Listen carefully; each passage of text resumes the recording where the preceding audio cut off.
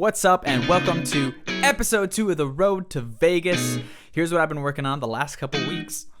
First of all, went out to this really cool nerdy bar with my lovely girlfriend Christine. She had this like dry ice drink, and I had this butterbeer, yes, the nerdy drink from Harry Potter beer.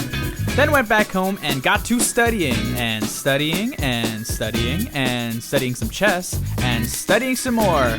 And it was getting a little hot in my apartment, so time to put in the air conditioner. And that's when I remembered that Las Vegas is a desert and my wardrobe is pretty much just pants. So off to the mall I went, and with the help of Christine, I picked out these sexy new threads. Check it out. All right, off to the tables we go. We're playing 1-3. We buy in for $200, add on a little bit, and turn that into a cool $480 in just a couple hours for a profit of $200. About a week later, we're playing cash again. We're liking the short stack. We buy in for just $100 at 1-3, and we somehow turn that into a sick $830 for a profit of $730. And at the end of the session, things ended up getting a little bit musical. Try it in here. Come on, in the stairwell. We'll see. I don't know. Just go with it. Just save me. Whoa, you want to go for it? Sing. Save me. Woo, save me.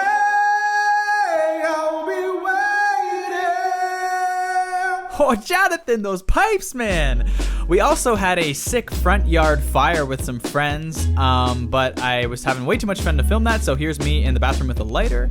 And of course, we got to some tournaments. We're practicing for the WSOP. We gotta play, so we buy in for a 165 tourney. We start building up a stack, but unfortunately, it only lasts a few hours, then we bust out in 43rd place, and after the add-on, we lose $175, but we're back at it again with a turbo the next day, and get this.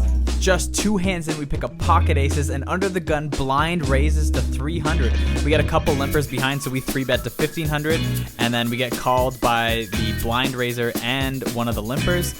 We see bet small on a 3-way flop. The blind raiser calls, and the other guy folds, so we're heads up now.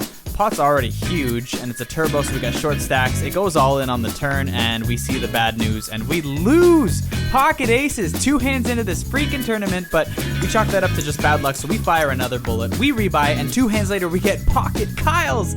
There's a 2-better, a limper, so we're gonna 3-bet big again. They both call. We think this is great until the flop comes ace high, and of course, it mostly just gets checked down. We call a pretty much mandatory bet on the turn and see the bad news, and it just wasn't going our way. We didn't last too much longer. We lose 140 for the 2 bullets on that one, but we're not giving up. We go back for the $240 super stack, and we bust out of that one in less than 2 hours.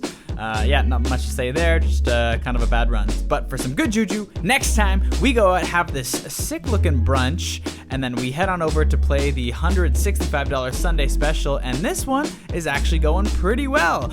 Just 3 hours in, we find ourselves building a pretty good stack, and we even had some pretty sweet hands like this one where we make a hero call with just top pair on a very dangerous board with an aggressive WSOP ring winner, and we've got now way above average stack, and we're eyeing that first place $3,200. We're getting super excited. We start vlogging the process on the breaks. But then this hand happens. We get ace queen under the gun. We raise to 3.5k. We get a big 3-bet from old quiet guy to 13k. We make the call, and the flop comes queen high.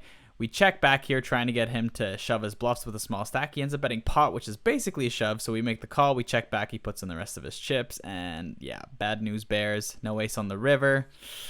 Yeah, there goes half our stack, and the tournament just kind of went downhill from there. And unfortunately, we bust out of this one in 25th place, but we learned that there are some scenarios where you can fold ace-queen pre-flop. So anyways, looking at the stats, we can see that even though we made a cool $930 from cash, we blew $730 on tournaments, but hey, we still made a little bit, and we learned something. But the story does not end there. Our good friend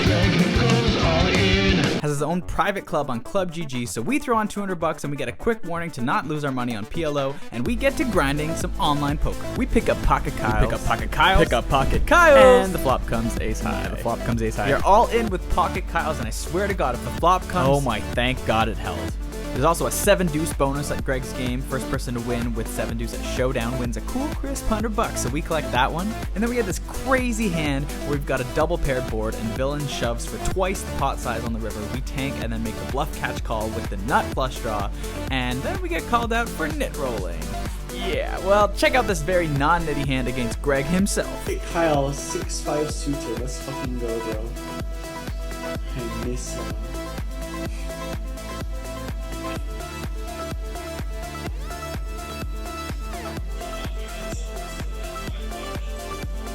I'm gonna go for the raise. Blast at enemy. Represent the jack. Blast any spade. Okay, you call. That's a pretty bad card.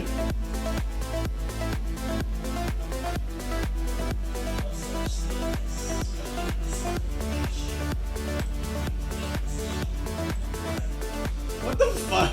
Kyle, what are you fucking doing? It was a solid couple weeks of grinding online. We've turned our 200 into 1,800 US dollars, and once you convert that to Canadian and combine it back with our cash and tournament outcomes, we made over 2,500 bucks in the last couple weeks, more than enough for our buy-ins for the WSOP tournaments we plan on playing.